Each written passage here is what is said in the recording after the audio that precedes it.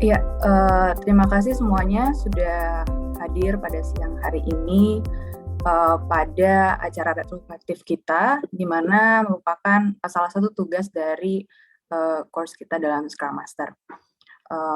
Baik, pertama-tama mari kita perkenalkan diri dulu. Saya hari ini akan berperan sebagai Scrum Master yang akan memfasilitasi kegiatan siang ini, Arut, kemudian ada dari sisi partisipan adalah ada Mas Pras, ada juga Mas Rizaldi, ada Mas Aji, dan juga ada Mas Ilham. Selamat siang semuanya. Oke, baik. Sebelum kita memulai kegiatan kita, ada baiknya kita menyepakati dulu ya perjanjian kita sebelum memulai kegiatan ini, di mana pertama terkait time box. Kita sepakati hari ini akan selesai dalam 40 menit. Di mana 40 menit ini terbagi atas 2,5 menit untuk perkenalan dari template yang akan kita gunakan, kemudian 5 menit masing-masing orang akan memaparkan point of view-nya dia terhadap retrospektif selama pembelajaran, kemudian 10 menit akan kita lakukan untuk melakukan diskusi, dan 5 menit untuk menentukan hal-hal atau action point dari hasil diskusi, dan kemudian 2,5 menit lagi untuk closing. Bagaimana Mas-Mas, apakah sepakat dengan hal ini? Sepakat, Mbak. Boleh, sepakat, Mbak.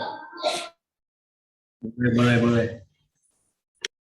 Oke, baik, karena semuanya kelihatannya udah sepakat juga ya, mungkin kita mulai langsung ke pengenalan dari template kita. Nah, mungkin saya share screen dulu ya.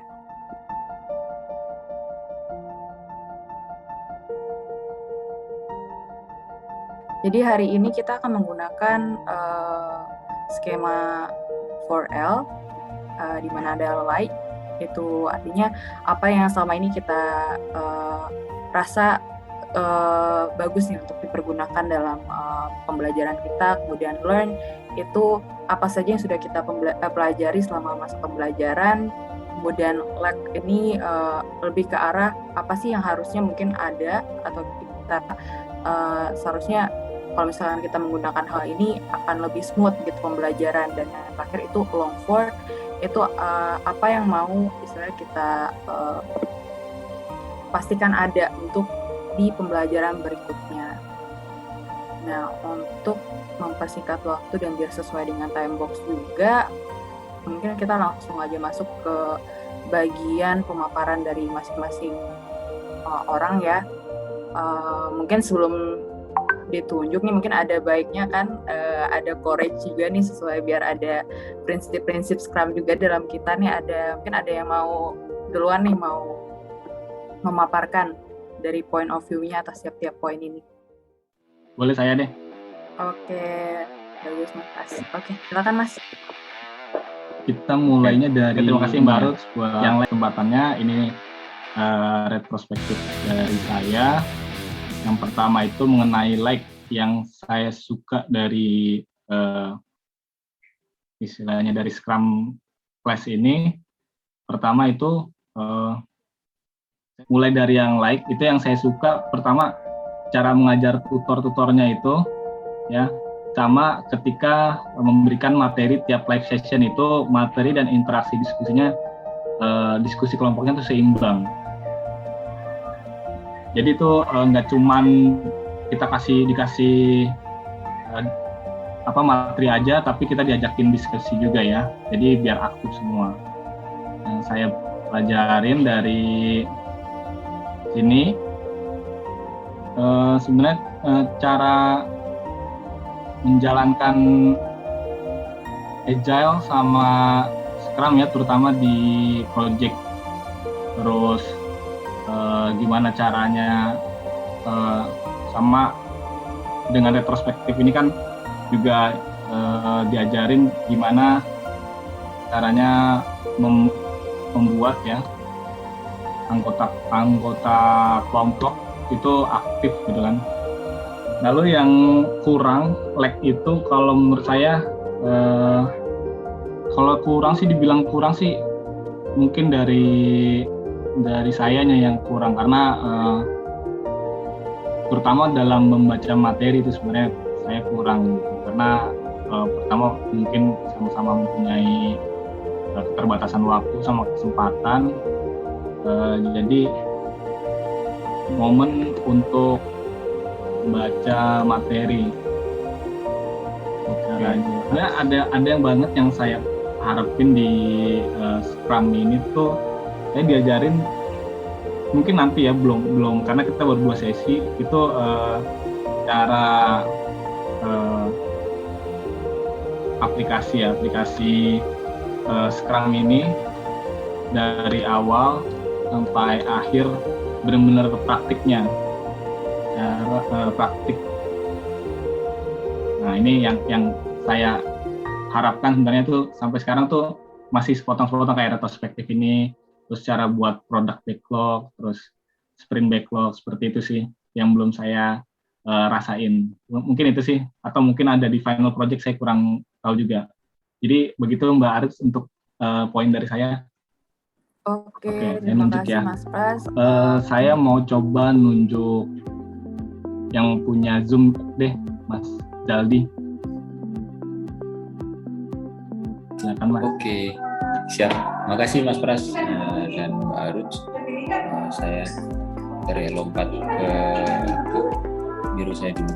Sorry ya, ini di sini lagi habis azan misalnya. Oke, saya bahas yang pertama. Yang pertama adalah lag ya, yang di lag. Yang jelas di luar dari konten Scrum-nya, yang jelas yang pertama karena saya juga mengajar juga adalah cara pengajaran dalam course ini yang menurut saya baru dan mungkin bisa diterapkan. Saya terapkan ketika saya ngajar millennials ya. Pertama, kemudian yang kedua adalah saya tentang Scrum ini sebenarnya karena background saya mechanical ya, mungkin kemarin saya banyak kasih contoh di bidang IT atau jenisnya, tapi ternyata setelah saya pelajari lebih dalam, aplikasinya cukup banyak banget, termasuk kemarin bikin seperti Starship kemarin itu kan saya seperti yang saya kerjakan, karena dulu pun saya pernah mengerjakan sebuah project juga yang bersama seperti kemarin menerapkan di Starship. Kita punya semua banyak anggota, banyak sub team yang bisa di manage kapan mereka harus integrate, kapan mereka harus bekerja secara paralel. Kedua adalah tentang learn. Nah ini saya cukup belajar banyak tentang agile ya, sama tentang bagaimana memanage sebuah tim menggunakan Scrum framework. Jadi, nah untuk lag-nya sendiri sebenarnya hampir sama dengan Mas Pras itu tadi, yaitu karena kita punya kesibukan yang lain yang mungkin cukup kurang waktunya untuk membaca beberapa reference yang diberikan.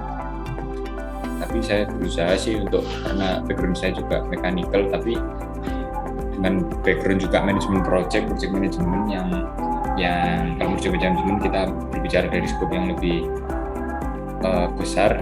Saya berusaha juga untuk mempelajari dan mengkorelasikan antara itu tadi. Kemudian untuk long form yang terakhir, yaitu saya ingin tahu sih sebenarnya pengaplikasiannya itu, karena kita masih baru 2 pekan ya, materinya atau intinya itu bisa nggak sih digunakan dalam semua sektor, digunakan di semua sektor. Tapi menurut saya sampai sekarang sih menurut saya sangat-sangat possible untuk digunakan untuk jangka ke depan, nggak hanya di bidang IT atau informasi atau ekonomik, tapi bisa digunakan di segala lini menurut saya. Itu sih Mbak Ruj, teman-teman dari insight dari saya. Mungkin saya nunjuk Mas Ilham ya, selanjutnya orang ketiga. Monggo Mas Ilham. Oke, siap, makasih Mas Zaldi kesempatannya Mas. Izin ya Mbak Ruj mau menyampaikan retro dari saya, Mbak. Ya, mungkin yang pertama dari yang saya suka adalah mungkin mirip sih sama yang sebelumnya ya. Materi sama tutornya bagus.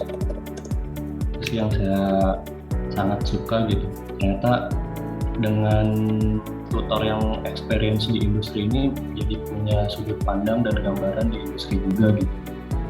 Tuh, nah terus mungkin langsung ke apa yang saya dapatin, yang saya pelajari itu,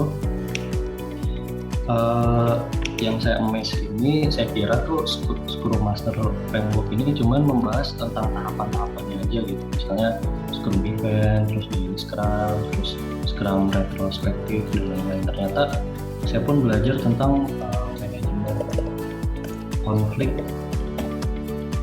Nah, dan ini tuh keren gitu ya, bisa tahu kayak psikologinya tim, kapan harus kita bertindak, kapan kita nyari masalahnya itu seperti apa yang harus dilakukan. Ini modal banget sih buat pembelajaran.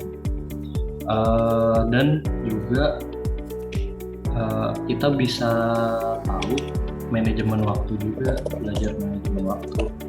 Nah, yang saya amaze itu ketika saya dulu sempat kuliah belajar manajemen waktu itu, ketika selesainya suatu proyek itu dilihat dari anggaran yang terserap. Ternyata kalau dari Scrum Master itu yang kita lihat itu bukan dari anggaran yang terserap, tapi dari value yang kita tawarkan gitu. Value yang kita tawarkan ketika Scrum review gitu. Nah, itu bisa dilihat progres kita seperti itu, dan cepat gitu karena kita pengen agile, jadi sprintnya tuh cepat gitu, perubahannya cepat seperti itu. Nah, yang saya kurang suka nih yang buat di the team lab, saya jujur nih kuisnya susah. Kuisnya susah. Jadi walaupun saya mungkin sama Mas Rizaldi sama Mas Pras juga ya, momen baca kurang dan kurang memahami, tapi saya rasa secara garis besar tuh paham gitu apa yang disampaikan oleh pemateri saat live session gitu. Cuman kenapa ya tiap kuis itu susah aja jawabnya gitu, akhirnya skornya pun tidak sesuai dengan apa yang kita harapkan gitu. Padahal secara garis besar tuh materinya paham gitu. Nggak tahu dari bahasanya yang susah apa emang kuisnya yang susah gitu. Nah, terus yang terakhir, apa yang ingin kita pelajari di depan mungkin belajar aplikasi sama tim sih. Sama tim ini ya walaupun memang belum ngerti banget ya, masih dulu harapannya udah mulai lambat laun diaplikasikan di tim project sendiri di kantor segitu aja. Itu kira-kira Mbak Arut dari saya. Siap. Oke. Terima kasih Mbak Arut dan teman-teman semua. Jadi kalau terakhir biasanya tinggal nyimpulin aja saya. Gitu. Baik, kalau yang saya suka emang metode belajarnya ya. Jadi dari pengajaran sampai discuss, kemudian langsung praktek gitu ya. Itu yang saya suka gitu ya. Nah, kemudian kalau terkait dengan yang saya pelajari, ini lebih dapat gitu ya contoh-contoh penerapan gitu ya kalau di ini, meskipun sekali lagi nyambung juga ke lab-nya tadi seperti Mas Ilham gitu ya. Ya mentoknya itu di ketika sudah masuk coba ke mengerjakan soal kayak pretest, post-test gitu ya. Ini kok jadi ngeblank gitu ya, kayaknya kemarin ini kayaknya benar, ini kayaknya bener nggak ya gitu. Kayaknya kemarin bener gitu ya, terus setelah disubmit kok dapetnya cuma segitu. Nggak tahu juga sih gitu ya, kan apakah memang jam terbang mempengaruhi gitu ya. Jadi kurang begitu kan kalau kemarin sempat disampaikan memang inilah harus banyak ini ya pengalaman ya. Jadi bisa merasakan gitu ya apa yang ini cocoknya yang mana gitu ya. Itu ini kemudian yang pengen saya kedepannya gitu ya, di satu sisi sudah mulai kegambar tuh terkait dengan teorinya gitu ya, Scrum Guide terutama gitu ya. Dan mulai contoh-contoh kita juga mulai menerapkan prakteknya gitu ya. Tapi yang itu tadi sih yang masih pengen gitu, karena terkait dengan itu tadi pembahasan satu-satu gitu ya. Kalau kemarin kan hanya gambaran, kalau ada yang tanya gitu ya, case-nya seperti apa.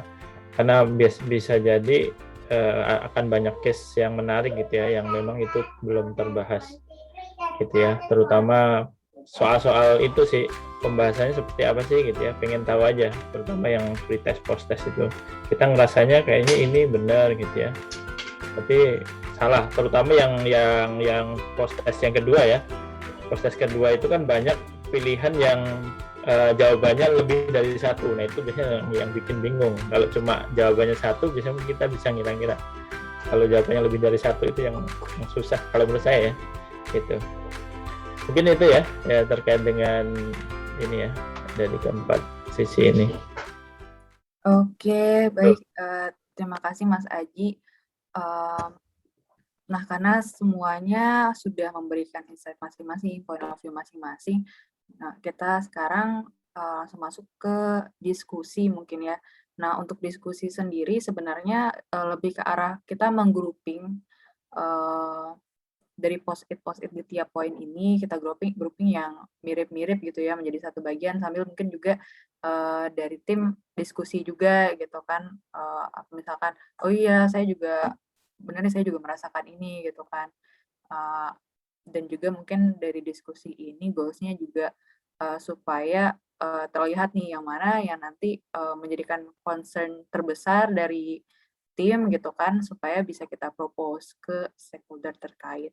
Nah, mungkin saya langsung lempar aja ya untuk diskusi ke tim gitu, silahkan.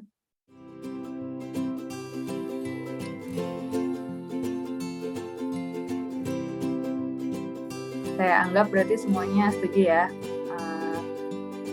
Nah, mungkin dari tiap poin ini kita ambil mungkin ini ya, satu poin yang sebagai concern terbesar dan mungkin boleh didiskusikan juga gitu karena di tim. Misalkan yang pertama nih terkait sepertinya banyak yang memberikan insight bahwa cara pengajaran dan tutornya gitu kan yang bagus.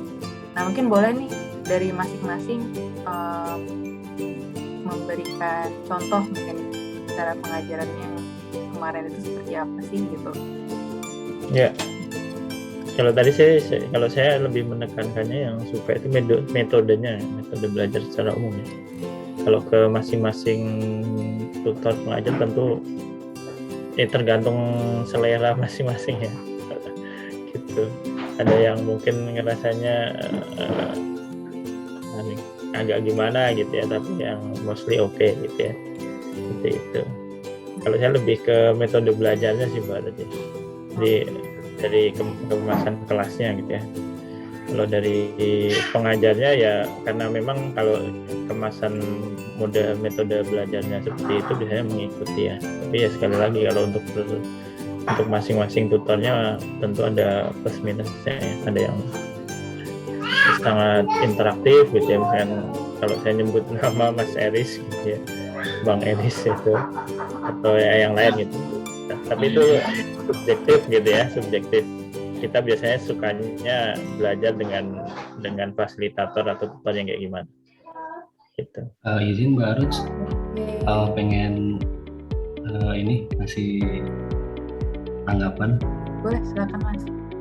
Ya, kalau saya sih concernnya hampir mirip sama Mas Aji ya. Sebenarnya hampir semuanya udah bagus lah dari tutornya sama materinya. Cuman tetap balik lagi ke kuisnya ya, itu menurut saya susah. Tapi nggak tahu ya kalau pengalaman Mas Zaldi selama ngajar nih Mas, kan biasanya memang tutor itu memberikan babnya misalnya bab A gitu, tapi terkadang di ujiankan tuh tidak bab A gitu. Kadang materi yang masih bab A tapi lebih advance gitu, biasanya kan kayak gitu. Cuman saya rasa ini kenapa ya, nggak tahu, sayanya kurang paham, nggak tahu bahasanya yang emang ngebingungin gitu, makanya saya rasa ini udah bener kok, kayak jadi nggak, jawabannya tuh kayak nggak objektif gitu, kayak ada subjektifnya dari rakaminnya mungkin ya, tapi saya kurang tahu, mungkin dari yang lain ada. Cuman kalau overall sih dari apa yang saya pelajarin, terus materinya itu bagus apa enggak, udah bagus, dan apa yang akan saya terapkan di kemudian hari pun juga sangat berguna gitu. Cuman yang saya agak kurang serap nih kuisnya nih, gitu sih. Makasih Mbak. Saya nyambung lagi yang Oke, boleh. ya, yang terkait dengan tadi ya. Itu mungkin Mas Ilham tadi mungkin sama ya saya. Dan sebenarnya pertanyaannya kan kalau di program pelatihan ini kan ada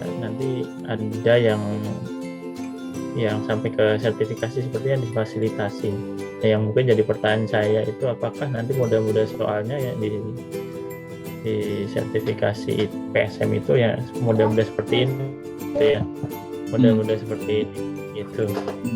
Karena ya itu yang di satu sisi jadi lag yang saat ini ya, dan di satu sisi pengen nanti kalau seperti itu sepertinya perlu banyak belajar tentang itu gitu ya, pembahasan gitu ya. Jadi tidak hanya kita nyoba kemudian jawabannya apa gitu ya, tapi kenapa jawabannya itu yang penting, karena sepertinya model-model soalnya kan seperti itu ya, gitu ya. Tidak hanya kalau nanti satu jawabannya dua gitu, jelas gitu. Kalau ini kan butuh ada semacam, apalagi kemarin kalau di sesi-sesi kelas latihan itu bisa jadi tergantung konteksnya apa gitu ya, seringnya begitu kan, tergantung konteksnya apa, bisa jadi menurut kita konteksnya ini benar gitu ya, kalau menurut yang lain benar. Nah versi kalau untuk soal-soal itu apa, nah itu kayak pengen diperdalam gitu ya, seperti itu.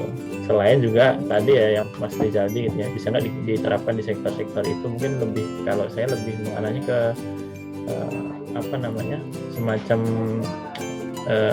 sharing gitu ya, terkait dengan best practice. Kan mayoritas Scrum itu ya udah yang dipakai di sektor private gitu ya, private sektor gitu ya, terutama kalau dunia pendidikan gitu ya, kemudian di public sektor itu pemerintahan gitu ya, atau di yang lain. Bahkan kemarin kalau nggak salah ada soal itu di kepolisian dan sebagainya, rumah tangga gitu ya. Nah itu kan kita juga perlu elaborasi gitu ya, itu untuk nanti bisa dipelajari gitu sih. Yang lain kalau mau menanggapi langsung aja boleh ya Mas ya, tanpa dipersilakan selama diskusi. Ya, aku nambahin dikit ya Mbak. Mungkin dari Mas Haji sama Mas Ilham tadi udah nyampein juga. Sebenarnya kalau saya karena saya juga sehariannya ngajar ya Mas. Kalau yang diajar, aku lanjutin. Jadi sebenarnya bukan karena kita ngajar misal bab 1 ternyata kuisnya bab 2, bukan gitu sih sebenarnya. Cuman kadang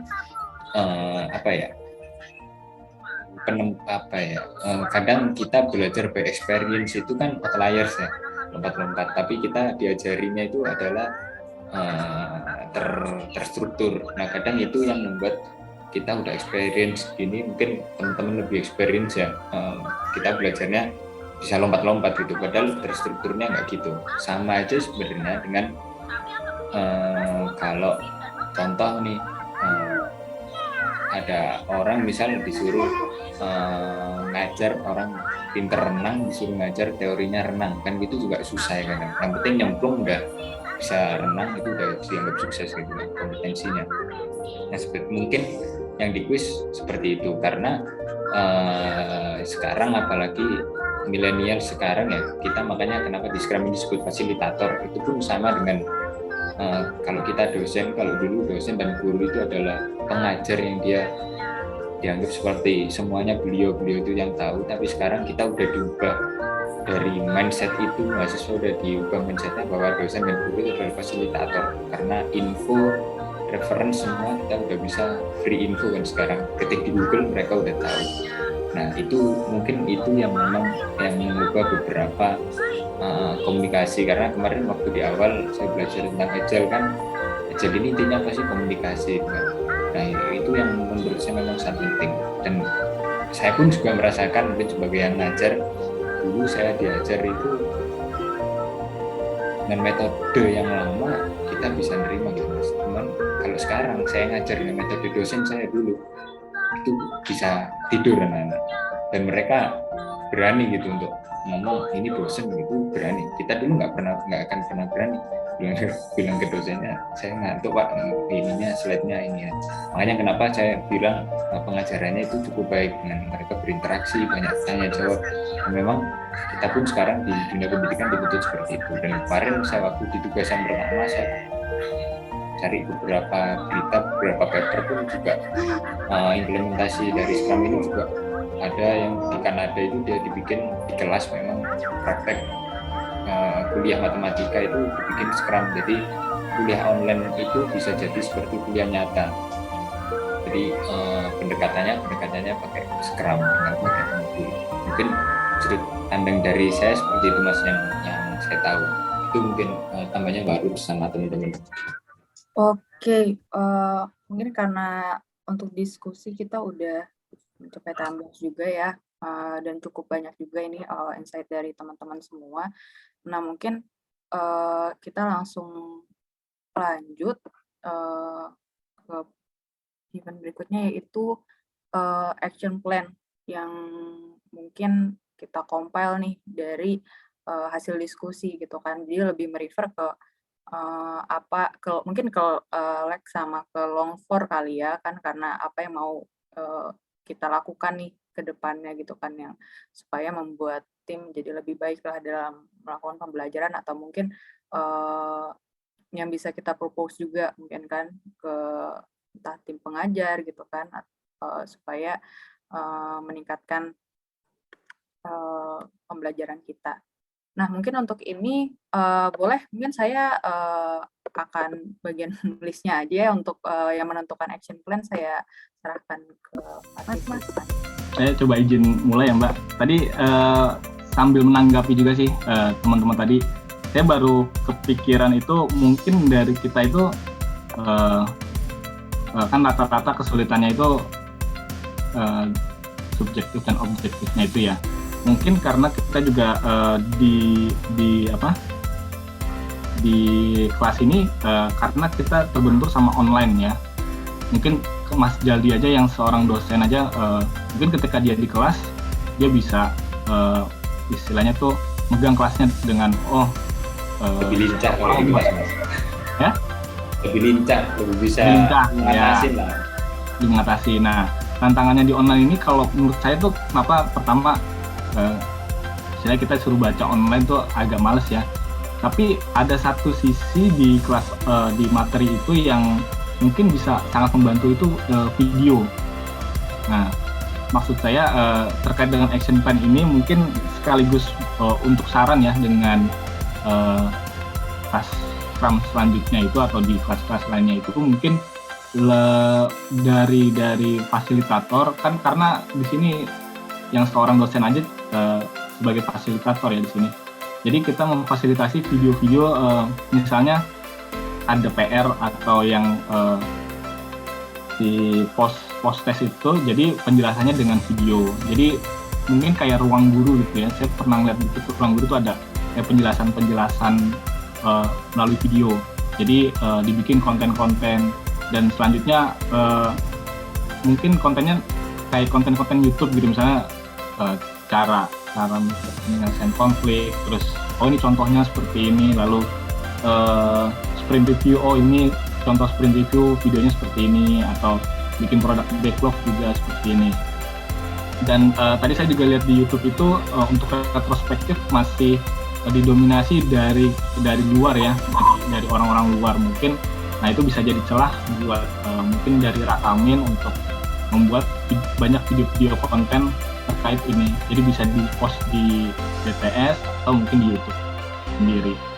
Jadi itu sih Mbak, masukan sekaligus mungkin action plan ya ke depannya buat dari kita. Tambahan dari saya baru, kalau dari Mas Pras, oke sebenarnya, saya setuju. Sebenarnya itu kan kalau di video kan lebih ke dia di record ya, nggak langsung. Kalau saya sebenarnya oke aja kalau pakai itu. Saya ada tambahan sih, ada opsi Kalau dari saya karena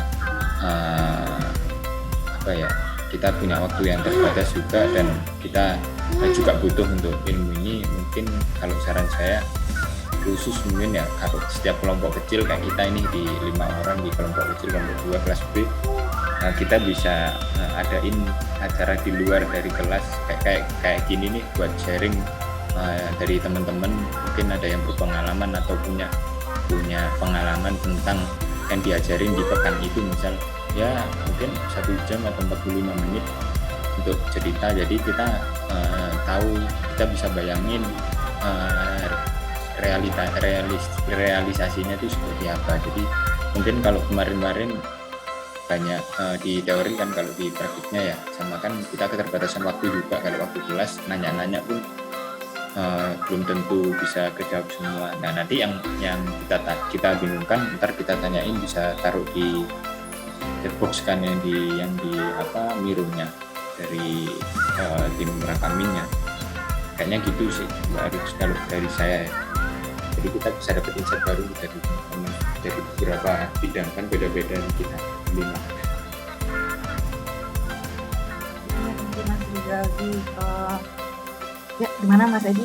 Ya, nyambung tadi yang disampaikan Mas Rizaldi. Memang saya pun juga ini ya, memang nggak di private sector ya, tapi di public sector, tapi juga ngajarnya antropologi buat PNS ya. Kalau Mas Rizaldi dosen ngajar mahasiswa gitu ya. Itu ya memang kendalanya, bahkan di masa gitu ya, serba online ini memang ngajar juga online, diklat juga kan itu. Nah yang menarik adalah tadi ya yang disampaikan, yang saya alami ya langsung itu biasanya yang peserta diklat gitu ya, itu kalau dikasih bahan bacaan biasanya jarang dibaca gitu ya, ataupun kalau baca gitu ya, bahkan saya misalkan saya baca yang di modul-modul di Scrum ini biasanya ya sudah baca tapi nggak ngerti ini maksudnya apa, contohnya apa dan sebagainya gitu ya, karena mungkin pengetahuan atau pengalamannya masih terbatas gitu ya tentang itu. Makanya tadi ya nyambung terkait, bagus juga gitu ya, ada video. Sebenarnya beberapa sudah ada video ya kemarin yang di modul yang di sesi 1 pekan 1 sama pekan 2 itu ada cuma 1-2, tapi nah itu ini salah satu like kalau tantangan kalau online begini kadang-kadang extend waktu aja Mbak. Ya, nyambung ya tadi yang pertama, perbanyak konten itu yang dipakai untuk resource gitu ya, atau biasanya penyelenggara atau pengajar tuh bisa ngasih referensi, nggak harus dibikin sendiri sih, bisa link ke mana gitu ya. Terus yang dari sisi pesertanya ini juga menarik gitu ya, kita biasanya ketika ada hint gitu ya atau link apa gitu, kita biasanya lebih seneng gitu ya untuk nyari. Kadang kita sih sebenarnya bisa, tergantung orangnya. Kalau pengen curiosnya tinggi gitu ya, pengen tahu, penasaran tinggi, bisa nyari. Tapi kadang nyarinya kemana-mana tuh nggak tepat sasaran. Kalau ada hint gitu nggak bagus juga gitu. Sama fokus sih gitu ya, meskipun metode belajarnya bagus gitu ya, tapi kadang ya itu tadi banyak tantangannya, apalagi kalau full di rumah ini gitu ya, udah berkeluarga, ada anak dan sebagainya gitu. Memang kita perlu ngatur waktu ya, gimana kita belajarnya gitu ya, mempelajari itu dengan waktu yang terbatas gitu ya, pengerjaan tugas dan sebagainya. Itu sih. Mungkin ini Mbak ditambah ini mungkin ya lebih aktif nanya fasilitator yang di grup kali ya, siapa tahu bisa ngebantu ngejawab soal kuis. Jadi selain dari sambil googling mungkin bisa share kalau memang fasilitatornya emang open ya, ada yang terbuka gitu mau bantu ya, sambil nanya-nanya juga kalau ada pertanyaan yang nggak ngerti. Atau bisa nggak ada ide kita jawab pertanyaan bareng-bareng, sesi kayak gini bareng-bareng. Kayaknya pernah ada warning apa waktu itu, lo bisa ngerjain sendiri gitu nggak sih waktu di grup? Pretest itu Mas. Kalau nggak salah itu pretest deh. Kalau post-test Proses nggak ada ya. nggak ada. Mungkin kita kayak jawab bareng-bareng kan, ini nggak dijelasin juga, yang penting kumpulin tanggal sekian ya kan, terus jam sekian, mungkin itu sih. Jadi kita target projectnya itu kan mengerti tentang Scrum ini kan, jadi mungkin sprintnya itu setiap post test gitu ya, setiap post test sprint review gitu kan. Jadi ya kita sekalian review bareng-bareng gitu kan. Nanti kita cantumin ya kita istilahnya dikit-dikit kayak jadi product backlog gitu kan. Nanti kita tanyain ke Scrum Master yang udah jadi di sini kayak Mas Raka, Mas Mahen gitu kan. Mungkin itu sih kalau mau. Nanti kita bikin poin-poinnya, masih nomor sekian examnya nih kita ini. Itu sih mungkin. Oke, cukup banyak ya berarti masukan dari tim-tim yang mungkin bisa kita explore juga nih ke depannya, supaya dalam pembelajaran kan kita juga bisa mengenal lebih baik dan juga mendapatkan banyak hal yang lebih meningkatkan knowledge kita. Nah, mungkin dari hasil diskusi tadi kan ada beberapa nih masukan kepada penyelenggara, masukan kepada peserta, dan clarify. Yang mana mungkin ini semuanya sepertinya sepakat ya untuk kita jadikan action point. Dimana untuk yang pertama, boleh dikoreksi ya mas-mas semuanya kalau misalkan ada yang mau menyanggah. Jadi yang pertama itu masukan kepada penyelenggara memberikan konten pembelajaran lebih banyak dalam bentuk video juga gitu kan, dan memperbanyak aktivitas lain di luar jam pembelajaran, supaya kita juga bisa istilahnya explore tidak terbatas pada jam pembelajaran itu yang hanya sebentar gitu kan di weekend.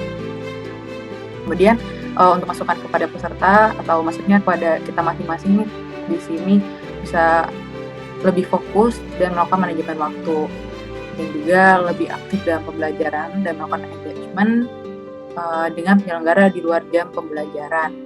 Nah, sama mungkin ada satu hal yang perlu kita clarify juga, berarti ke penyelenggara apakah boleh mengerjakan proses bersama dengan tim kan, karena ya ada baiknya juga kalau misalkan kita bisa bersama, ya kita bisa lebih banyak diskusi kan, dan mungkin di situ juga pemahaman kita akan lebih baik lagi gitu kan, karena misalnya kita langsung on hands lah terhadap quiz-quiznya itu. Nah, mungkin kan seperti sesuai dengan apa yang kita sepakati di awal, sebenarnya kan time box-nya 40 menit, cuman karena memang sekarang kita ada satu item lagi nih yang belum, mungkin kita perpanjang 5 menit ya mas, gimana semuanya? Apakah Boleh Mbak? Mungkin ya terakhir itu kita menentukan apa yang bisa kita lakukan dari sekarang, dan atau apa yang bisa kita lakukan nanti di mungkin di minggu depan gitu kan, bulan ke depan. Nah, kalau dari ini saya lempar lagi aja mungkin ya ke tim, dari poin-poin ini mana yang bisa kita mungkin satu perwakilan kali ya, yang mana yang bisa kita lakukan dari sekarang, dan mana yang kita bisa lakukan minggu depan, dan yang mana bisa kita lakukan di bulan depan gitu. Silakan. Jadi Mbak, mungkin yang poin 2 ini bisa dilakukan sekarang. Kayaknya dari sekarang pun kita harus fokus nih, kayak bikin tugas kayak gitu. Nah mungkin yang clarify ini, yang ketiga mungkin minggu depan ya, ketika ada post test dan pretest. Nah terus kalau yang pertama mungkin bulan depan ya, entah itu nanti kita coba tanya ke, mungkin kalau saran ini nyampe gitu, mungkin nggak dalam waktu dekat ini bakal konten berubah gitu Mbak, mungkin itu sih Mbak. Iya, betul juga, karena mungkin yang pertama ini kan mereka sudah punya timeline-nya gitu kan, dan konten-konten apa saja yang digunakan selama sesi 1 gitu. Mungkin ya kita bisa berikan masukan itu untuk mungkin di sesi kedua gitu ya, supaya lebih baik lagi. Nah, oke. Terima kasih ya semuanya, Mas Rizaldi, Mas Pras, Mas Ilham, Mas Aji, diskusinya fruitful banget. banyak hal yang kita dapat. Kita juga sekarang udah menemukan nih action point, action plan kita baik untuk diri kita maupun penyelenggara gitu kan, dan untuk tim kita sendiri gitu kan. Ya diharapkan dengan adanya retro ini kita kedepannya bisa semakin smooth lagi dalam pembelajaran, juga kita dalam tim juga semakin kompak gitu ya dalam mengerjakan tugas-tugas selama di kelas, dan juga baik secara pribadi dalam melakukan podcast kita. Nah, mungkin sekian dari retro kita kali ini. Mohon maaf kalau misalkan tadi selama menjadi fasilitator banyak hal yang kurang-kurang, mohon dimaafkan. Itu bisa menjadi pembelajaran kita masing-masing juga sebagai Scrum Master gitu kan. Nah, mungkin demikian saya tutup retro kali ini. Terima kasih semuanya. Terima kasih Baru semua. dari Haji ada Terima Mas Anji, makasih.